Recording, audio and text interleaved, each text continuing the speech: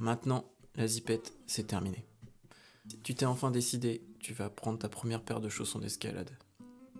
T'as écouté les conseils de tes potes, t'as vu sur internet, t'as pris des chaussons en taille -2 par rapport à ta pointure de ville, et bah en fait tu souffres. T'as mis 5 minutes juste pour les mettre, mais bon, t'es parti, vaillamment tu vas en face du mur, et là, bah en fait, ça se passe pas comme prévu. Ça brûle, ça tire, t'as mal partout, tu te demandes comment tu vas faire juste pour les enlever, parce que là, tu peux pas faire plus. Tu regardes un peu l'état de tes pieds, et tu te rappelles de la phrase d'un grand philosophe. Je ressens les blessures. La douleur est une simple information. Du coup, t'es reparti. Tu retournes sur le mur, tu te donnes une deuxième chance, tu te rends compte que tu grimpes pas forcément comme d'habitude tellement t'es concentré sur la douleur sur tes pieds plutôt que sur tes avant-bras. Putain, ça change, tiens, c'est marrant d'ailleurs. Bon, tu réussis un bloc, t'en fais un deuxième, un troisième, mais au bout d'un moment t'en peux plus, et tu repars sur les chaussons de location. Bon, j'ai peut-être un peu exagéré la situation, mais il y a une part de vrai là-dedans. Pour ma part, ça m'est déjà arrivé il y a quelques années, justement, quand je suis passé des chaussons assez basiques, premier prix Décathlon, à des chaussons un peu plus poussés, un peu plus asymétriques. Et en fait, j'ai commencé, et j'ai voulu grimper avec, et c'était tellement serré que ça m'a fait tellement mal que j'ai vite lâché l'affaire et je suis revenu à mes chaussons de base et j'ai changé de paire parce que ça m'allait pas. Donc le but ici, ça va pas être de te donner le guide ultime pour trouver tes chaussons. Il y a déjà énormément d'articles qui existent sur le sujet qui précisent les types de chaussons, dans quelle utilité ça peut être plus intéressant.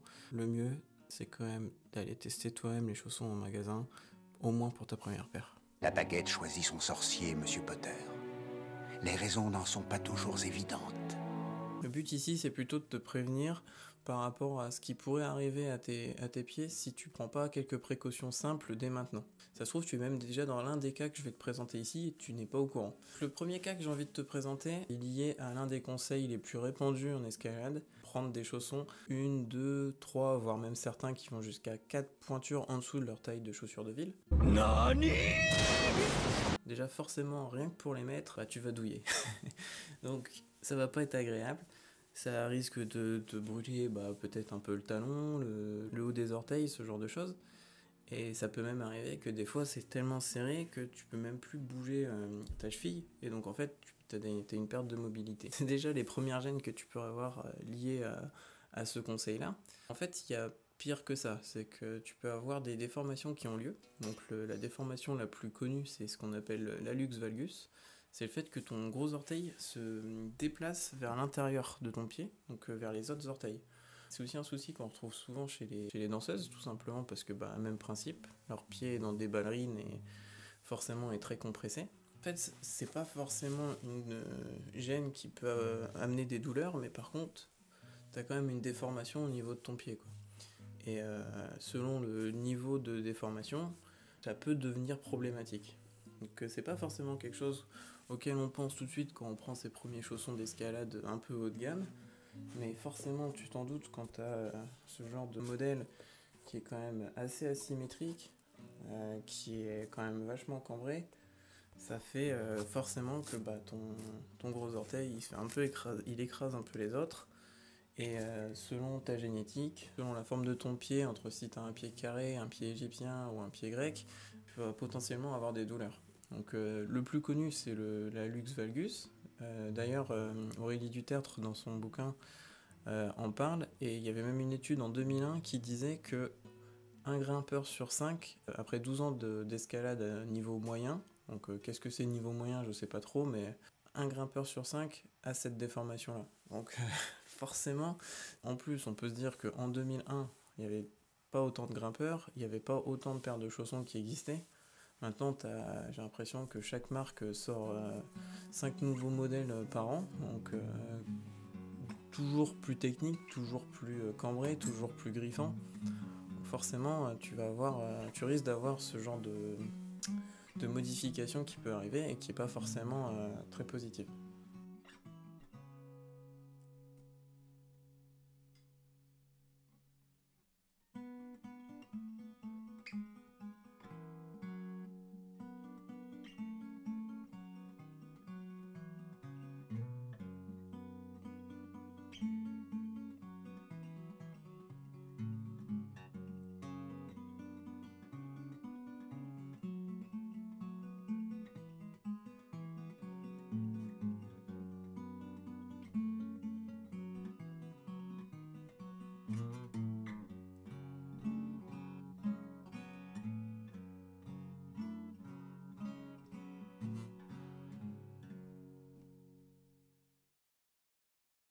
te rassure, il y a quand même des solutions assez simples pour éviter de traumatiser inutilement tes pieds.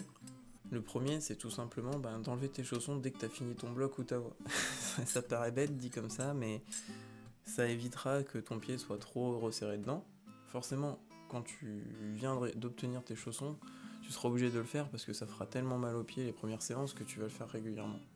Mais selon certaines marques de chaussons, il y en a certains où tu te sens vraiment bien dedans à terme, et le truc c'est que tu prends vite l'habitude de les garder au pied, même pendant 1 heure ou deux de toute ta séance. C'est quelque chose que je faisais à une époque, tu vois.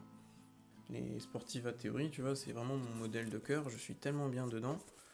Tu vois, je les garde depuis un paquet d'années, alors qu'en fait je pourrais même pas les faire ressemeler, mais ça m'embête trop, mais en même temps je les ai tellement adorés ces chaussons que je les garde. Il faudra que je les redonne à une association, un C4. Mais le truc c'est que ces chaussons-là, j'étais tellement bien dedans que je les enlevais même pas de toute ma séance, tu vois. Pourtant elles sont 2 pointures en dessous de ma taille, mais avec le Sportiva souvent c'est du cuir et ça s'étire bien, quoi. Mais évite de les garder toute la séance, tu vois. Une autre astuce pour éviter d'être trop enfermé dans tes chaussons quand tu grimpes, c'est si t'as qu'une seule paire de chaussons, échauffe-toi sans les serrer à fond, tu vois. Ça paraît bête dit comme ça, mais si t'es à l'aise dans les couleurs 6, 5 et 6, sur les premiers niveaux de grimpe, où t'as des bons gros pieds, t'as pas besoin d'avoir ton chausson hyper serré, hyper collé, tu vois. Donc souvent moi ce que je fais, j'aime bien faire ça, c'est je commence à grimper, je mets pas le velcro et je le mets que à partir du moment où je vais commencer à grimper des blocs où j'ai vraiment besoin de sensation que le chausson soit bien adhérent, tu vois.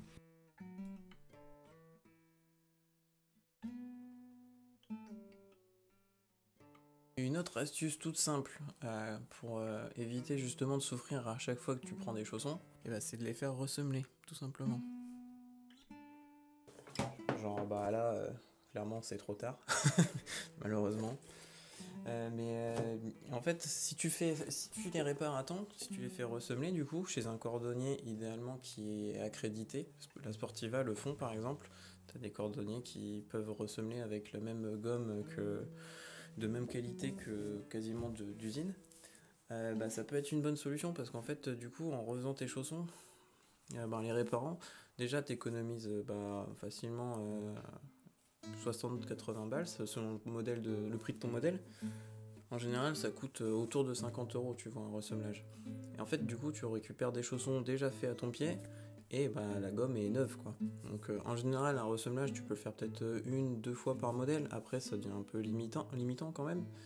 Mais déjà rien qu'en faisant ça, économiquement c'est top, écologiquement c'est cool aussi parce que t'évites de racheter à chaque fois que ton chausson il est mort, et puis ça fait du taf aussi pour un cordonnier du coin plutôt que racheter quelque chose de neuf, tu vois. Autre astuce toute simple pour faire tes chaussons, fais-les chez toi avant d'aller à la grimpe. Donc une fois que tu les as achetés, si tu les as reçus online, du coup t'es pas sûr à 100% que ça va aller. Ça te permettra de les renvoyer plus facilement parce que tu n'auras pas encore grimpé, tu n'auras pas mis de la magnésie dessus. Enfin, ça sera plus simple pour toi déjà. Donc essaye-les, tu vas un peu souffrir, mais bon, tu souffres chez toi tranquillement plutôt que de te forcer à aller sur les prises. Franchement, pour la première paire de chaussons que tu prends, si tu te prends une paire de chaussons avec une pointure inférieure à ce que tu prends d'habitude, tu vas vraiment avoir du mal. Donc rien que marcher avec, déjà c'est déjà suffisamment compliqué pour les premières fois, donc ça peut être aussi une petite astuce comme ça. Après, il faut aussi savoir que selon les modèles, les chaussons se détendent. Donc par exemple, dans mon cas, j'avais pris des Sportiva une fois, c'était des Sportiva Solution. Et en fait, moi, Sportiva, je sais qu'il faut que je prenne 2 tailles en dessous de ma pointure. Et en fait, pour les Solutions, j'avais pris 1 taille et demie en dessous. Et le truc, c'est que ça s'est détendu et j'avais le talon qui flottait un peu à force une fois que la chaussure était détendue. Donc au final, le conseil de prendre 2 pointures en dessous, il est pertinent en fonction de ta résistance à la douleur, de à quel point ça va s'étendre, en fonction de ton pied. Du coup, si jamais tu remarques que tu as un hallux valgus par exemple, t'as pas besoin de t'inquiéter si t'as pas de douleur. Par contre, si tu sens que t'as des gênes et des douleurs à ce niveau-là, au niveau du pied, et que tu savais pas de où ça pouvait venir, ben, peut-être que c'est ça. Moi personnellement j'ai dû à une époque faire de la kinésithérapie plus faire appel à un podologue parce que j'avais une douleur au genou et c'était lié au fait que bah, j'avais un pied qui était un peu plus haut que l'autre de mémoire et le podologue m'avait fait des semelles orthopédiques pendant un moment et au final ça allait beaucoup mieux après ça. On se rend pas forcément compte que tout est relié et c'est seulement après avoir fait les bonnes choses que ça va mieux. Mais il faut d'abord s'en rendre compte, il faut réussir à interpréter les signes et parfois il vaut mieux aller voir un spécialiste pour être sûr. Le livre d'Aurélie peut être utile. Encore une fois, je te le remontre, ce sera la dernière fois parce que sinon on va vraiment dire que je spoil tout son bouquin. En vrai, c'est que la deuxième fois, ça va. Mais il y a quelques articles intéressants dedans où elle parle notamment de la luxe valgus, quelques exercices pour les doigts de pied qui peuvent aider. Donc, si jamais tu ressens des gènes, ça peut être intéressant, tu vois. Une autre solution que j'aime bien maintenant depuis quelques mois que j'ai mis en place, c'est de tester les chaussures barefoot. Donc, je sais pas si tu connais, c'est les chaussures avec très peu de semelles. Et en fait, ça permet de marcher quasiment comme si tu avais la sensation d'être pieds nus. Parce que du coup, tu as de l'espace pour tes pieds dans la chaussure. Ça laisse un peu de mobilité à ton pied et surtout, ça laisse plein de sensations. Parce que la semelle est très fine et du coup bah, tu ressens vraiment quand tu marches sur des cailloux, tu as vraiment des stimuli. Et j'aime bien le principe de ça. Ça peut être assez fatigant et contraignant si tu n'en as jamais utilisé, parce que forcément ton pied, ta cheville et tout ça sont pas forcément musclés autant, surtout si tu utilises souvent des chaussures qui sont très protectrices on va dire. Et rien que la première fois, j'ai mis que 15-20 minutes et j'ai senti que ma cheville avait plus travaillé que d'habitude. C'est pour ça que je trouve que c'est pertinent parce que si tu réfléchis, tu fais le parallèle à la vidéo du renforcement des doigts pour la main. Pour renforcer les doigts de la main, on fait beaucoup de stimuli sur poutre où on met des charges, des tensions, etc. C'est des stimuli qui permettent de renforcer les tendons du doigt. Et pour le pied, on fait tout le contraire. On l'enserre dans des chaussons qui sont hyper protecteurs. On les met dans des chaussures qui sont hyper protecteurs aussi. Et au final, on n'a plus aucun stimuli. Et du coup, comment il peut se renforcer? Comment il peut avoir des stimuli s'il ne sent rien? Donc c'est pour ça qu'il y a beaucoup ce côté-là barefoot, même si c'est aussi un effet de mode. Mais ça peut être intéressant aussi si tu as envie de tester. Personnellement, j'ai quand même ressenti un petit bénéfice par rapport à ça. Même si je pourrais pas le quantifier ou quoi, je trouve ça quand même assez cool. D'ailleurs, je sais pas si tu connais Charles Albert, c'est un grimpeur français qui grimpe pieds nus, notamment à Blo, il a sorti des blocs extrêmement difficiles à pieds nus. Donc je te dis pas de commencer à aller grimper pieds nus comme Charles Albert ou de faire un marathon avec des chaussures minimalistes, c'est pas forcément le bon plan et tu risques de te faire plus de mal que de bien. Mais il y a pas mal de pistes qui peuvent être intéressantes juste pour renforcer tes pieds naturellement, juste en marchant, sans forcément passer des heures et des heures à une salle de muscu pour travailler ça.